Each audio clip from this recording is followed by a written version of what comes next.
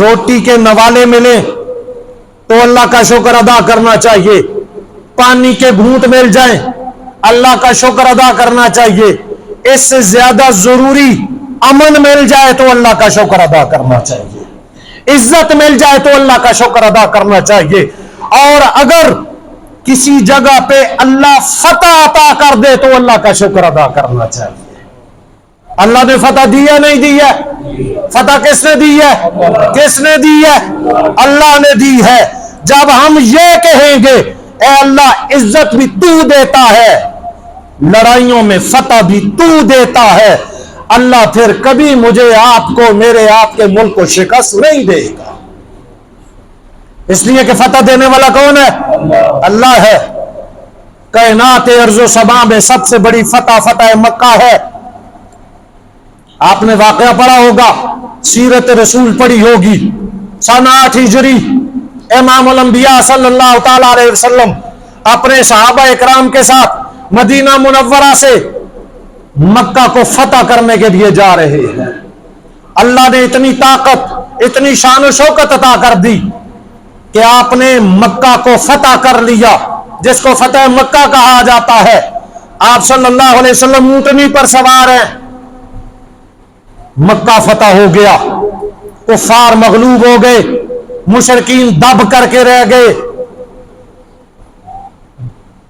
فتح مل گئی، کامیابی مل گئی۔ یہاں سے ہمیں پتہ چلے گا کہ ہم نے فتح کے موقع پر کرنا کیا ہے، کامیابی مل جائے تو کرنا کیا ہے۔ صحابہ اکرام فرماتے ہیں کہ امام الانبیاء صلی اللہ علیہ وسلم، سالار اعظم، قائد صحابہ، سالار انبیاء، میرے اور آپ کے نبی صلی اللہ علیہ وسلم اونٹنی پر سوار ہیں، مکہ فتح ہو گیا۔ فتح کی حالت میں آپ مکہ میں داخل ہو رہے، کافر چھپ رہے ہیں، بھاگ رہے ہیں، ڈر رہے ہیں، اور ان کے جسم کانپ رہے ہیں کہ آج تو انتقام لیا جائے گا، آج بلال کا بدلہ لیا جائے گا، آج ابو بکر کا بدلہ لیا جائے گا، آج عمار اور یاسر کا بدلہ لیا جائے گا، آج سمیہ اور زمیلہ کا بدلہ لیا جائے گا کہ ہم نے محمد کے صحابہ کے ساتھ اور حضور پاک صلی اللہ علیہ وسلم کے گھرانے کے ساتھ کیا کچھ نہیں کیا۔ وہ مشرکین، وہ کفار آج ڈر رہے ہیں کہ آج تو انتقام لیا جائے گا، آج مسلمان ہمیں نہیں چھوڑیں گے۔ آج فتح مل گئی ہے، کامیابی مل گئی ہے، لیکن نبی کریم صلی اللہ علیہ وسلم جب مکہ میں داخل ہو رہے ہیں، ذرا آپ میری طرف دیکھیے کہ حضور داخل کیسے ہو رہے ہیں۔ آپ صلی اللہ علیہ وسلم اونٹنی پر سوار ہے، اور آپ صلی اللہ علیہ وسلم کا سر مبارک، وہ جس پہ تاج ختم نبوت سجایا گیا ہے، وہ سر جو اٹھ جائے آسمان کی طرف تو اللہ قبلے بدل دیتا ہے، وہ سر جب اٹھ جائے تو اللہ لوگوں کو ایمان عطا کر دیتا ہے۔ وہ سر جھکتے جھکتے جھکتے اس اونٹنی کی پالان کو لگا ہوا ہے۔ اللہ کے نبی صلی اللہ علیہ وسلم سواری پر سوار اللہ کا شکر ادا کر رہے ہیں، اور آپ صلی اللہ علیہ وسلم کی خوبصورت زبان نبوت سے یہ جملے نکل رہے ہیں، لا الہ الا اللہ۔ فتح دینے والا کون ہے؟ صرف اللہ ہے، اللہ ہے۔ اور پھر فرما رہے ہیں نصر عبدہ، وہ اللہ ہے جس نے اپنے بندے کی مدد کی ہے۔ وَأَعَزَّ جُنْدَهُ، وہ اللہ ہے جس نے میرے اس لشکر کو عزت اور فتح عطا کی ہے۔ وَهَزَمَ الْأَحْزَابَ وَحْدَهُ، اور وہ رب ہے، وہ اللہ ہے جس نے مشرکین مکہ کو، ان کے گروہوں کو، ان کے لشکروں کو اکیلے تنہا میرے اللہ نے شکست دی۔ یہ فتح کے موقع پر، کامیابی کے موقع پر، بجائے اس کے کہ ہم کو اپنی قوت پر ناز کریں، ہم اپنے اسباب پر ناز کریں، فخر، غرور، گھمنڈ میں مبتلا ہوں۔ ایسا واقعہ بھی آیا ہے، ہمارے لیے کوئی گوشہ چھوڑا نہیں گیا ہے۔ یہ غزوہ حنین، یہ آپ حضرات اگر سیرت کا مطالعہ کرے تو یہ ایک غزوہ ہوا جس کو غزوہ حنین کہا جاتا ہے۔ اس کا نام غزوہ حوازن بھی ہے۔ یہ قبیلہ ہے بنی حوازن، اس کے ساتھ ایک غزوہ ہوا، ایک لڑائی ہوئی، میدان سجا، صحابہ اکرام کی تعداد ہزاروں میں تھی، 12,000 سے زائد تھے، اور مقابلے میں یہ چھوٹا سا ایک قبیلہ تھا، قبیلہ حوازن، اور اس کے ساتھ ایک دو اور قبائل تھے، ان کی تعداد کم تھی، صحابہ اکرام کی تعداد زیادہ تھی، قوت اور طاقت میں تھے۔ راستے میں صحابہ اکرام کے دل میں یہ بات آئی اور آپس میں بھی یہ مذاکرہ ہوا کہ آج تو ہماری تعداد بہت ہے، بدر میں کم تھی ہم غالب آ گئے تھے، احد میں کم تھی ہم غالب آ گئے تھے، آج بڑی تعداد ہے ہمارے پاس، آج ہمارے پاس بڑے اسباب ہیں، آج نہیں چھوڑیں گے۔ ظاہری طور پر پتہ ایسے چلا جیسے اپنی طاقت پر اعتماد کر لیا گیا تھا، اپنی تعداد پر اعتماد کر لیا گیا تھا۔ اللہ کا قرآن کہتا ہے وَيَوْمَ حُنَيْنٍ إِذْ أَعْجَبَتْكُمْ كَثْرَتُكُمْ، اور وہ حنین کا دن یاد کرو جب تم نے اپنی کثرت پر، اپنی کثرت کو بھلا سمجھا تم نے، پھر کیا ہوا؟ تم پر زمین تنگ کر دی گئی تھی، تم پر زمین تنگ کر دی گئی تھی۔ اسباب پر بھروسہ نہیں، بھروسہ مسبب الاسباب پر، جو اسباب دینے والا ہے، جو عقل دینے والا ہے، جو صلاحیت دینے والا ہے۔ ہمیں فتح اس نے دی ہے، شکر اس کا ہے۔